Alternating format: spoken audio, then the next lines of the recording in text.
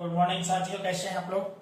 चलिए आज हम लोग गुणनखंड का दूसरा और तीसरा कंप्लीट करके उसके बाद डायरेक्ट हम लोग प्रश्न की ओर प्रवेश करेंगे। ठीक है, प्रश्न में डायरेक्ट हम लोग प्रवेश कर रहे हैं, उसके बाद समझ लीजिएगा। यानी गुणनखंड करना है आपके पास में। देखिए हम पहले गुणनखंड में पहला में समझाएं कि पहले मानक रूप में लिख लेना है। किस रूप में? मानक रूप में। मैंने पहले अधिकतम घात, उसके बाद कम, उसके बाद कम वाला में लिखेंगे। अब देखिए सजा हुआ पहले से वाई स्क्वायर तो 1 है, 0 हो गया, कोई दिक्कत नहीं है। अब यहां से उसके बाद में सजाने के बाद में पहला पद को अंतिम के साथ गुना करेंगे। तो वाई स्क्वायर के साथ जब हम लोग -12 से गुना करेंगे तो -12 वाई स्क्वायर आएगा कि नहीं? हाँ या नहीं बोलिएगा। इसको गुना करेंगे तो -12 वाई स्क्वायर।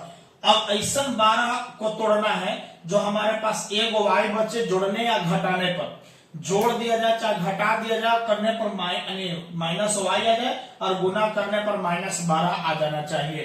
तो बताइए आपने क्या कर सकते हैं, अपने आप सोचिएगा। क्या बताइए तोड़ सकते हैं इसको कौन कौन रूप में? बताइए, अपने मन से सोचना है, कोई बाहर नहीं बताएगा कि हाँ सर कैसे करें। यही तो सोचना है, यही तो गुणनखंड का रूल है। तो समझ से सोचिए अपने।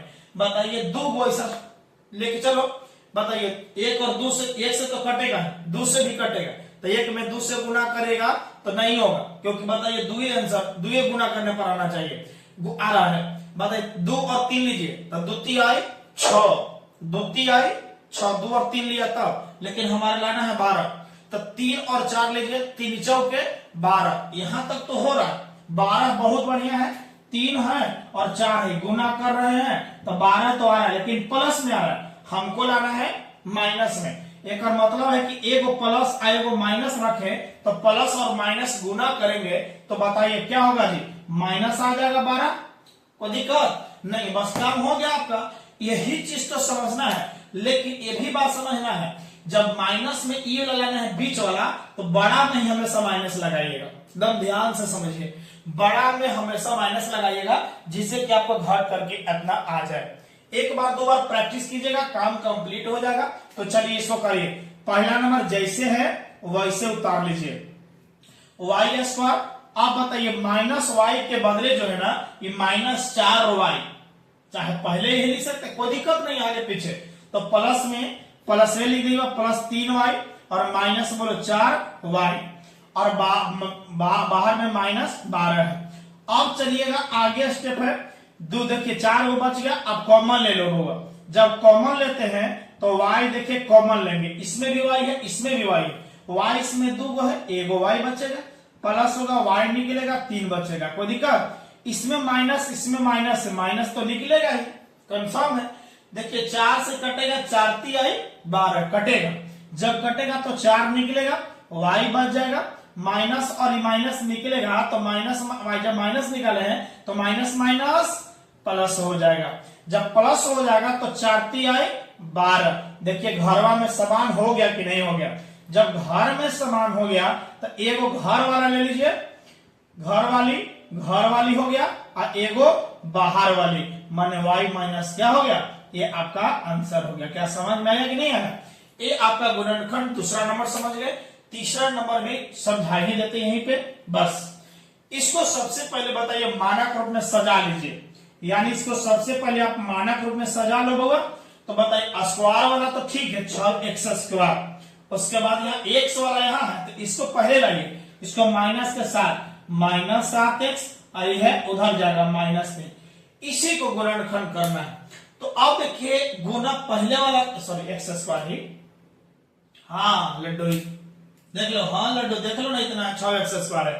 अब ये बताइएगा इसको अंतिम के साथ गुना करो तो बताइए 6 3 आए 18x² हो जाएगा।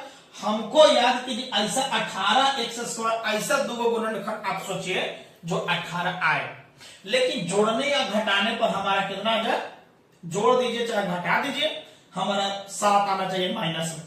बताइए अपने आप सोचिए तो 18 के 2 गुणनखंड सोचो, क्योंकि 6 3 आई 18 आया था, 18 का 2 बताइए 2, हाँ 1, ठीक है, 1 से 1 का 200 नहीं होगा, 2 3 आई 6, 3 से भी कटेगा, 4 5 6 6 2 12, नहीं 6 3 18, 6 3 आई 18, 6 3 2 देख लीजिए, 6×3 18, लेकिन जब दोनों को जोड़िएगा अभी तो -9 आएगा, और जब घटाइएगा तो बताइए 3 आ जाएगा। हमारा लाना है बताइए -7, नहीं होगा, 6×3 वाला नहीं होगा, नहीं होगा।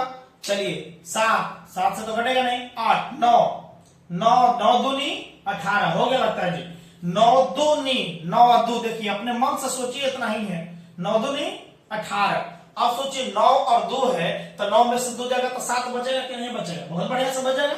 चलिए काम हो गया आपका, यही तो ढूंढना है, इतना ढूंढ लिए मतलब गुणनखंड कर लिए। चलिए आगे की ओर बढ़ लिया जाए। बताइएगा 6x² तो पहले हो गया। अब यहां से देखिएगा, यहां माइनस में लाना है तो 9 और 2 जोड़ा था, 9 2 था ना, तो 9 में बड़ा रखेगा -9x। अब प्लस में 2 रखोगे तब ना घटेगा, माइनस घट करके 9 में से 2 गया 7 आएगा, और 9 दूनी 18 माइनस प्लस माइनस 9 दूनी 18 हो जाएगा। लास्ट में आपके पास -3 है, काम हो गया। बताइए कॉमन क्या है? पहले तो आप दिख रहा है x, जब x कॉमन दिख रहा है तो x निकाल लीजिए। और क्या कॉमन है देख लीजिए, ये बताइए 3 से कटेगा, ये भी 3 से कटेगा, तो 3 भी निकलेगा, 3 दूनी 6, x 2 था तो एगो बचेगा, -3 आए 9, x निकल गया था बाबा, प्लस। अब अपने आप सोचिए कि इन दोनों में कॉमन कौन है? कोई दिख नहीं रहा है।